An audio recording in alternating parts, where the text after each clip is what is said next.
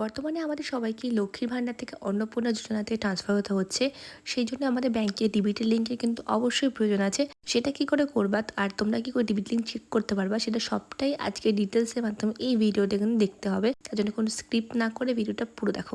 DBT link check করার অনেকগুলো উপায় আছে। সব থেকে সহজ উপায় হলো উমাংয়ের মাধ্যমে চেক করা, যেটা একটা অ্যাপ। এই অ্যাপটা তোমরা প্লে স্টোরে পেয়ে যাবে, সেখানে তোমরা ডাউনলোড করে নেবা, ডাউনলোড করে লগ ইন করে নেবা। যেখানে একটা মানুষের চিহ্ন দেওয়া আছে, সেখানে 3 ডটে ক্লিক করলে সেখানে লগ ইন তোমরা করতে পারবা। লগ ইন করার পর তোমরা প্রথমে সার্চ অপশনে যাবা। সার্চ অপশনে গিয়ে দেখবা, আমি যেভাবে সার্চ করছি সিডিং লিখে সার্চ করবা।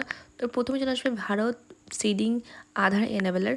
তো ওইখানে ক্লিক করবা। ক্লিক করলেই তোমরা দেখতে পারবে একটা ওয়েবসাইট খুলে যাচ্ছে, যেটা কিন্তু অবশ্যই গভর্নমেন্টের ওয়েবসাইট, কোনো ভয় পাওয়ার কোনো চিন্তাই নেই। তো এই ওয়েবসাইটের নাম হচ্ছে এনপিসিআই এর ওয়েবসাইট। তোমরা একেবারে এখান থেকে গিয়েও চেক করতে পারো, কিন্তু এইভাবে করলে প্রসেসটা অনেক ইজি হয় আর অনেকগুলো কাজ একবারে করা যায়। তো আমরা যখন এখানে চলে আসবো তখন আমরা দেখতে পারবো এখানে একটা অপশন আছে, অনেকগুলো অপশন আছে। তার মধ্যে আমরা এখন প্রথমে ম্যাপ স্ট্যাটাসটা চেক করব, যে আধারটা কোন ব্যাংকের সাথে লিঙ্ক করা আছে, মানে ডিবিটিটা কোন ব্যাংকে আছে।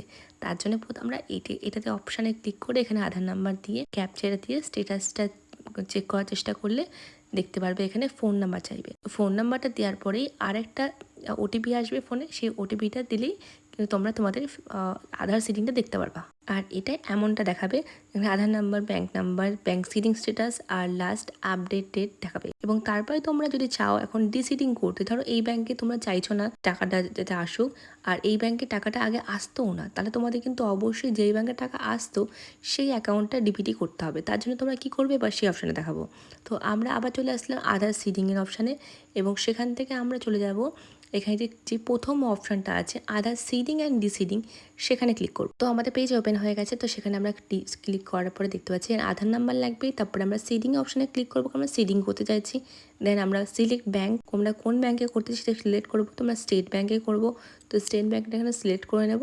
এবং তারপরে আমাদের 3টে মেন অপশান আছে, যেটা খুবই গুরুত্বপূর্ণ অপশান, সেগুলো থেকে একটা চুজ করতে হবে। যেমন কি আছে ফ্রেশ সিডিং, যদি কোনো ব্যাঙ্কে ডিবিটি না, তাহলে আমরা এইটাই অপশানে ক্লিক করবো।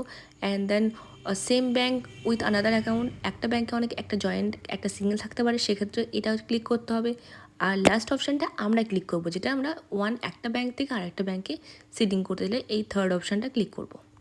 তারপরে আছে অ্যাকাউন্ট নাম্বার টাইপ করার জায়গা, সেখানে আমরা সুন্দর করে দেখে দেখে একদম দুবার করে মিলিয়ে মিলিয়ে অ্যাকাউন্ট নাম্বার ক্লিক করবো, এবং তারপরে সব পোর্টসগুলো আমরা ক্লিক করে দিয়ে ক্যাপচাটা বসিয়ে কিন্তু সাবমিট করে দেবো। তাহলেই কিন্তু আমাদের কাজ কমপ্লিট হয়ে যাবে। আর তারপরে দেখতে পারবো আমাদের একটা পেজ বেরিয়ে আসবে, যেখানে সাকসেস দেখাবে, এরকমভাবে রেজাল্ট লেখা থাকবে। আর যদি ফেলিওর হয় তাহলে কিন্তু অবশ্যই ব্যাঙ্কে কন্ট্যাক্ট করতে হবে। দেখা হচ্ছে পরে ভিডিওতে।